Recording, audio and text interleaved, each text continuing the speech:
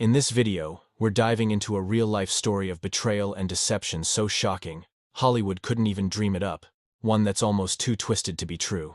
It all starts in Woodland Park, Colorado, the day after Thanksgiving, 2018. The air was thick with the scent of sweet potatoes and cinnamon as a young mother prepared a quiet holiday meal in her cozy kitchen, her baby's laughter echoing through the home. It was supposed to be a day of family warmth and gratitude, a peaceful pause before the winter set in. But as night fell, everything was about to change. Because behind those closed doors, an unthinkable scene was unfolding, involving a familiar face, a simple game, and a sudden act of shocking violence. The small townhouse, once filled with laughter, would soon become the epicenter of a mystery that would captivate the entire nation. By the next morning, the question would be, what really happened at Kelsey Barrett's house on Thanksgiving night? Kelsey Barrett was born in Washington State on September 15, 1989. She grew up in the lakeside town of Moses Lake, the older of two children, spending her childhood on a farm with wide-open spaces, surrounded by animals and a seemingly endless sky. Life on the farm instilled in her a strong work ethic and a deep sense of responsibility. More than anything else, Kelsey loved to fly. She dreamed of becoming a crop duster pilot, soaring over the very same kinds of fields she grew up on. After graduating high school, she pursued that dream by enrolling in a local flight program. It was obvious that flying was her passion, and that passion soon landed her a job as a flight instructor in Washington. Her students admired her calm and patient demeanor, making her not only a great pilot, but a trusted teacher. In May of 2016, Kelsey decided to start a new chapter in her life. She relocated to Colorado, and by July of 2017, she was working for DOS Aviation in Pueblo. There, she quickly earned a reputation for her kindness and professionalism. Colorado seemed to be a perfect fit for Kelsey. She loved the mountains, the outdoors, and the slower pace of small-town American life. Soon, however, her attention turned to a man she met online, Patrick Frazee, a 32-year-old cowboy from Florissant, Colorado. Kelsey connected with him on a dating website back in 2016. Patrick lived and worked with his mother, Sheila Frazee, on their family's 35-acre ranch. He trained cattle dogs, shoed horses, and managed other livestock. Locally, he was known as a skilled horseman, one who could effortlessly handle the rugged demands of ranch life. Their relationship moved quickly. Within just a few months, they were engaged, and by October of 2017, they welcomed a baby girl, Kaylee Frazee. For Kelsey, starting a family was about building a stable and devoted life. She left her job in Washington to be closer to Patrick, moving to Woodland Park. But things didn't exactly go as she had planned. From the very beginning, Kelsey knew what she wanted: a safe, independent home for herself and her daughter. Living on the ranch with Patrick's mother just wasn't cutting it. There was friction between Kelsey and the Frazee family, which led her to rent her own townhouse. It was a cozy place, just a 20-mile drive from Patrick's ranch, and she and baby Kaylee quickly made it their own. To keep the hope of a future with Patrick alive, Kelsey continued working and would visit him on her days off. She held on to the belief that one day they'd have their own place and be a proper family. But Patrick seemed perfectly content with their separate living arrangement. He was distant and non-committal, and over time, the bond between them began to fray. Kelsey found herself frustrated and heartbroken, unable to understand why the man she loved wouldn't step up for their family. Still, she remained patient. For their daughter's sake, she held out hope that things could improve, trying to keep the dream of their family alive. She hoped the man she once trusted would finally become the partner and father she and Kaylee needed. And then came Thanksgiving. It was a crisp, bright Thursday, the kind of day made for families to gather around warm tables, sharing stories, laughter, and the comforting aroma of a home-cooked meal. For 29-year-old Kelsey Barrett, the day started happily. She spent the morning playing with her 1-year-old daughter. Kelsey was baking cinnamon rolls in her kitchen, the warm scent filling her entire home as she planned a small dinner party for that evening. She had even invited Patrick to come. Patrick received a text from Kelsey at 12:41 p.m., which read, "I forgot to get pecans, but I bought some sweet potatoes, in case you wanted sweet potato casserole." It was a kind, simple, and completely ordinary message, just a nice thing to say. It was a normal text from a woman preparing a holiday meal, who had no idea it would be one of the last communications anyone would ever receive from her. When Kelsey's mother, Cheryl Barrett, realized days later that she hadn't heard from her daughter, her concern quickly spiraled into terror. Cheryl finally contacted the Woodland Park Police Department on December 2, 2018, to request a wellness check on her daughter.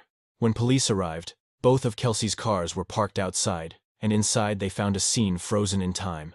A batch of cinnamon rolls sat on the counter, half-baked and untouched. Her keys and purse were gone, but there were no signs of a struggle. However, Kelsey was nowhere in sight. The missing phone and her daughter's diaper bag suggested she had left.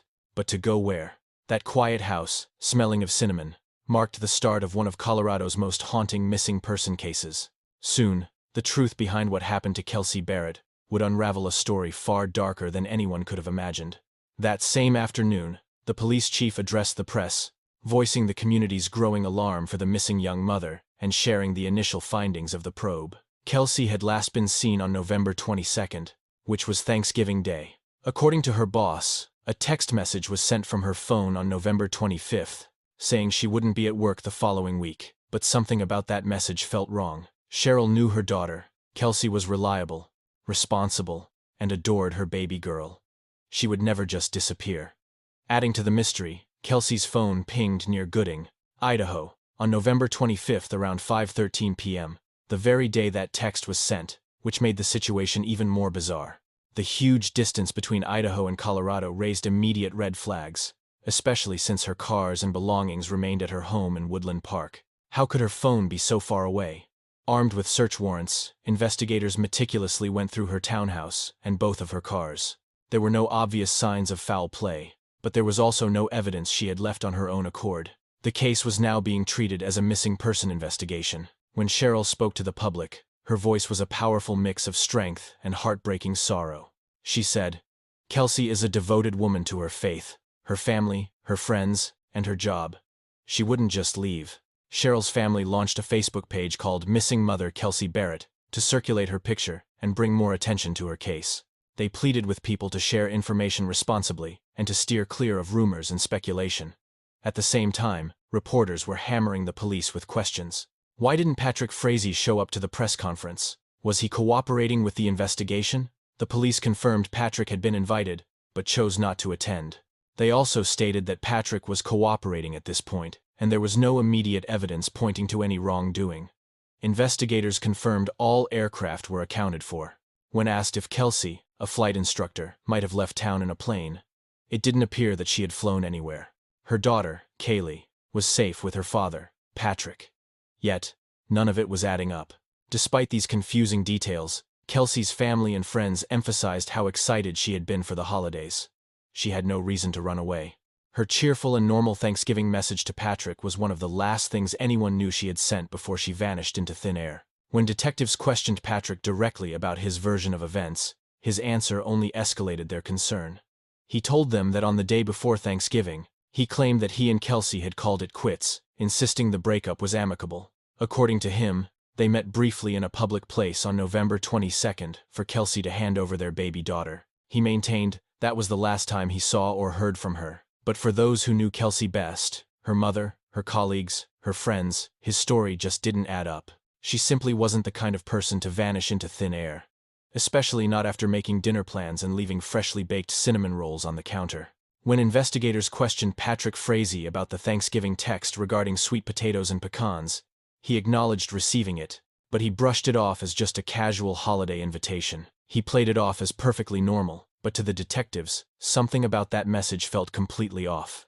In the days following Thanksgiving, records showed a few more texts were exchanged between Patrick and Kelsey, along with a brief phone call. Patrick insisted everything seemed fine, claiming Kelsey sounded happy and showed no signs of distress. Yet the police couldn't shake the nagging feeling that something was terribly wrong. His narrative just wasn't lining up. The biggest sticking point for them was one simple question. If Kelsey had really broken off her engagement, then why did she sound so calm and happy on the phone with her mom that very morning?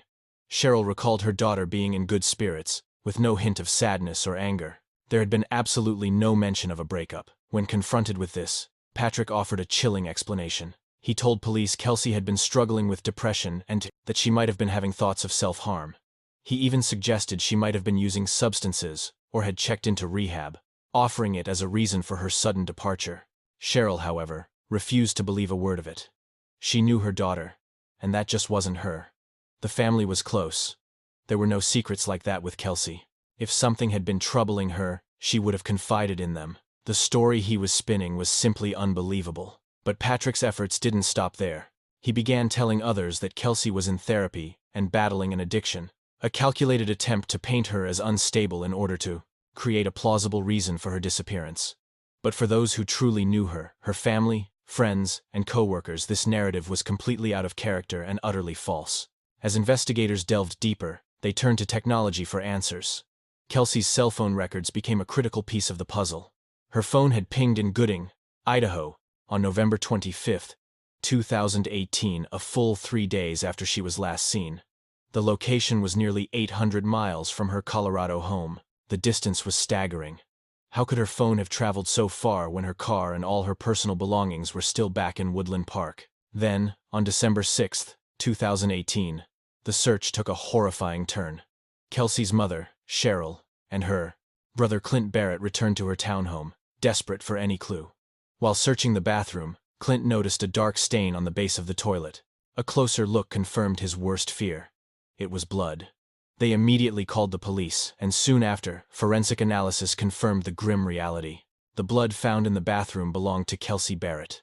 With that single piece of evidence, the case transformed from a missing person investigation into a homicide investigation.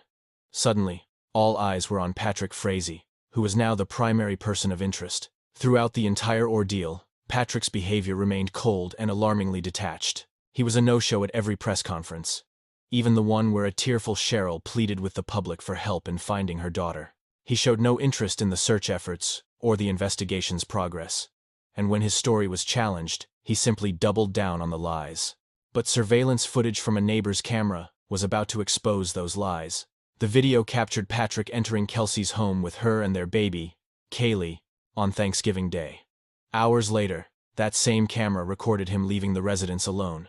This directly contradicted Patrick's public statement, which, on the other hand, claimed they had met at a midway point between their homes for a quick exchange of their daughter.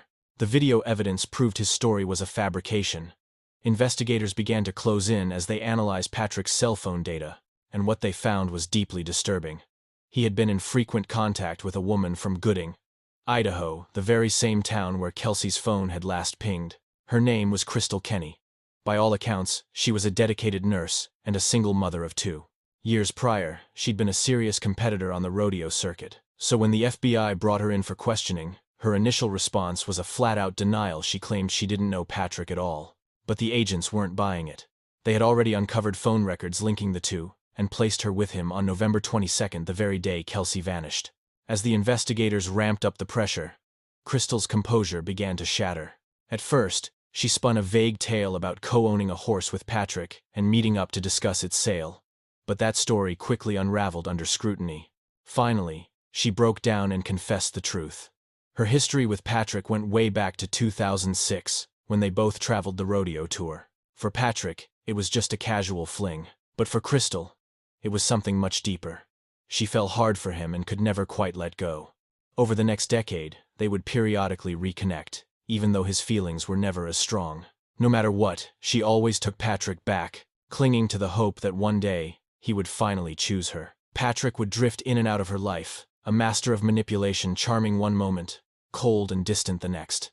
By 2018, their old, complicated relationship had rekindled. After years of carrying a torch for him, Crystal truly believed she finally had a real chance of being with Patrick for good.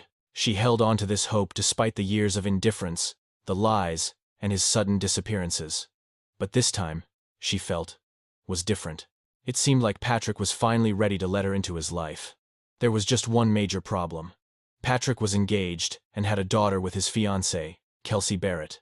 Initially, Crystal was completely in the dark about his other life. When she finally found out, her world collapsed. She was consumed by a mix of hurt, rage, and jealousy. But Patrick was a skilled manipulator and knew exactly how to play on her emotions. He fed her a story that he and Kelsey were over, and had been for a long time. He painted Kelsey as an unstable, violent alcoholic, someone unfit to raise their daughter, Kaylee. And that's when he made his terrifying request. Patrick asked Crystal to help him get rid of Kelsey for good. Blinded by her obsession, Crystal didn't hesitate. This was the man she loved, and she would do anything for him. As a nurse, she had access to a variety of potent medications. Together, they began to conspire, launching a series of increasingly desperate and failed attempts on Kelsey's life. Their first attempt came in September of 2018. Crystal showed up at Kelsey's door, posing as a friendly neighbor, offering a cup of coffee laced with a deadly substance. She smiled, handed over the cup, and walked away. But Kelsey never took a sip. The coffee was left untouched. When Patrick found out, he was furious. He berated Crystal, demanding she try again. The second attempt followed soon after. This time, Patrick instructed her to return to Kelsey's place armed with a metal pipe. But as Crystal approached the apartment, the sound of a barking dog sent her running in fear. Still, Patrick was undeterred. He concocted a third plan. He armed Crystal with a baseball bat and told her to lie in wait near Kelsey's home, ready to ambush her as she left. But for a second time, Crystal lost her nerve. The sight of a nearby police car spooked her, and she sped away. Patrick had finally had enough of her failures. He decided to do it himself on November 22, 2018, Thanksgiving Day.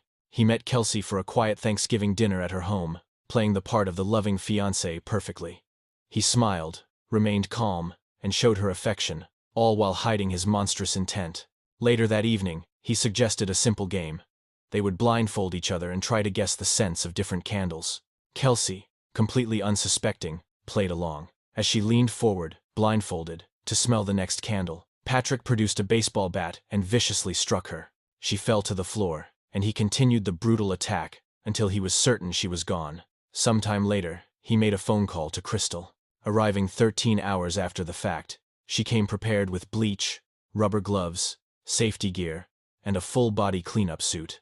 The scene that greeted her was a complete nightmare. The aftermath of the violence was everywhere on the floors, the walls, and even splattered across the children's toys. Crystal testified that Patrick ordered her to clean the gruesome scene and to search an air vent for a tooth, a detail revealing the sheer brutality of the assault. She recounted seeing blood splattered on baby toys, a pet's belongings, and even on what she believed was a Bible. Together, they gathered the blood-soaked items and burned them in an outdoor barrel.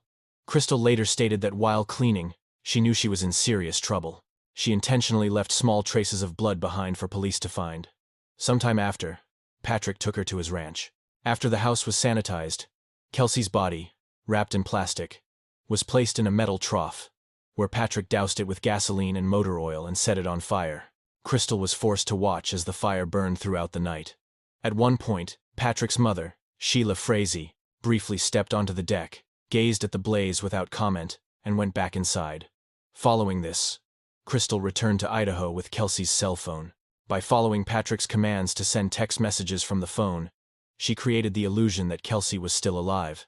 Investigators worked tirelessly for weeks to piece together the truth, which culminated in the grim discovery of human remains and burned evidence at Patrick's ranch. Just 1 month after she vanished, the case officially shifted from a missing person report to a homicide investigation. Patrick Frazee was arrested and charged with first-degree murder, solicitation to commit murder, and tampering with a deceased body. His trial began in 2019. Crystal Kenny served as the prosecution's star witness, accepting a plea deal in exchange for her testimony, which was corroborated by cell phone data, surveillance footage, and Patrick's own incriminating phone calls from jail, painting a chilling picture of a premeditated murder. A jailhouse informant later revealed that Patrick had attempted to orchestrate the murder of key witnesses from behind bars, including Crystal Kenny and Kelsey Barrett. After weeks of testimony, the jury reached its verdict: guilty. Patrick Frazee was sentenced to life in prison, without the possibility of parole, in November 2019, with an additional 156 years for related charges. Crystal received a significantly lighter sentence. She was given just 18 months and was released shortly after. In the wake of Kelsey's murder, her parents, Cheryl and Daryl Barrett, were granted custody of her daughter, Kaylee. They went on to raise her at their family farm in Washington, despite a custody battle initiated by Patrick's mother, Sheila. The court ruled that Kaylee would remain with her grandparents, ensuring a safe and loving home. To this day, Patrick Frazee maintains his innocence. He continues to deny any involvement in Kelsey's disappearance from prison, but Crystal's testimony and the physical evidence from the crime scene tell a completely different story. Investigators believe the motive was centered on custody and control. Patrick wanted total say over his daughter's future, and when Kelsey resisted, he resorted to unimaginable violence. The man whom the young mother thought she could build a life with was the one who ultimately took her life. May she be remembered not for the horror of her final moments, but for her warmth, courage, and devotion as a mother. Rest in peace, Kelsey. Thank you for watching until the very end.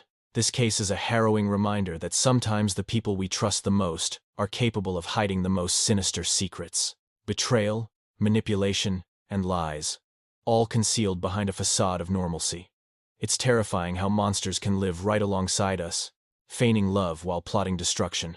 If this story shocked you, please take a moment to like this video, subscribe, and hit the notification bell so you won't miss another chilling case. Let us know in the comments what part of this case left you speechless. Was it the motive, the profound betrayal, or the way justice was finally delivered? Your thoughts and theories are important to us. We value your input. And always remember, stay cautious, stay aware, and never underestimate the dark lengths some people will go to when driven by a lust for control. The truth will always surface, but sometimes it comes too late. Until next time, remember this: evil doesn't always hide behind a mask. Sometimes it's right there behind a smile.